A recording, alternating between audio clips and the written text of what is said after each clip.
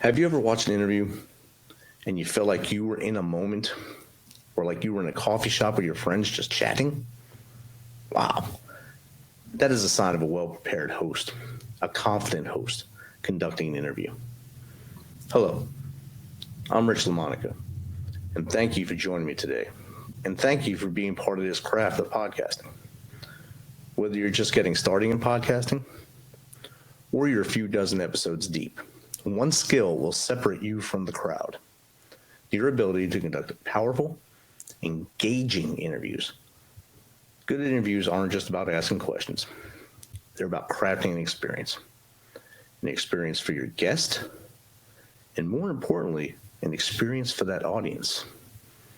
Today, I'm going to walk you through how to improve your interview skills with practical tools you can start using immediately. Now, we live in a world overflowing with podcasts. Each month, hundreds, if not thousands, of new shows are launched. Everyone's got a mic, a logo, a catchy intro, and a dream. We all have dreams. Whether it's to be the best podcaster, to use our podcast to launch a business, we have dreams. But only a few hosts rise above that noise. And the secret? It's not the gear. It's not the guest lists, not even audio quality. It's the questions. So how do you become one of the elite? Today, I'll show you how, with 3 powerful pillars that will transform the way you conduct interviews. Number 1, curiosity-driven research. Number 2, create an emotional safety. And number 3, mastering that follow-up. So let's get into it. Curiosity-driven research. Here's the fastest way not to be elite. Start your interview with a question like, so tell us who you are. That tells your guest that you did not prepare for the interview. You didn't want to know about them. You just want to start off and let them tell the whole story. You didn't do homework. Elite interviewers don't just Google their guests. They study them. They dive deep into their lives. They also stay curious. Curiosity is what separates research from regurgitation. Ask yourself before each interview, what's something this guest has not shared in any interview or any online platform before? What almost came out that last interview but did not? What moment in their story demanded courage but hasn't been spotlighted? This isn't about gimmicks or clickbait tactics. It's about intentional, respectful, and skillful conversation. Do your homework. Research like a journalist. One of the biggest mistakes podcasters make is winging it. And trust me, your audience can tell, and so can your guest. You'll be fumbling behind the microphone. You'll say a lot because you don't know what to say. If you ever watched the Joe Rogan Experience, you will see a very comfortable Joe behind the microphone on his chair, looking across at his guest. And this is because he's interacting with a friend now, because he studies that guest. He reads all material on the guest. If the guest has books, he reads as much of them as possible before even committing to let them on the show. So he is 100% comfortable with his guest and knows kind of what the guest is going to do on the show and makes them feel comfortable. An actionable tip for you is prepare a short guest brief. This could be 3 to 5 bullet points, including recent work, lesser known facts, and a standout question or two. It'll guide your conversation without making it feel scripted. Let me give you an example. An interviewer once asked a veteran turned author, "You've said your deployment didn't change you, but what did it reveal about you?" Boom. That one question just cracked open a door to about 20 minutes of vulnerability, storytelling, and man insight. See, research isn't just about facts. It's about insight. It's not enough to know what happened. You want to know why it mattered to your guest, why it mattered to those who were around them when it happened, and why it will matter to you, the audience. Curiosity isn't something we're born with. It is a skill you have to develop. And like any skill, you must train it.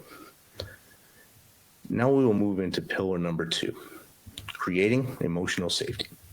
And here's something no one teaches new podcasters. The best interviews don't come from the best questions.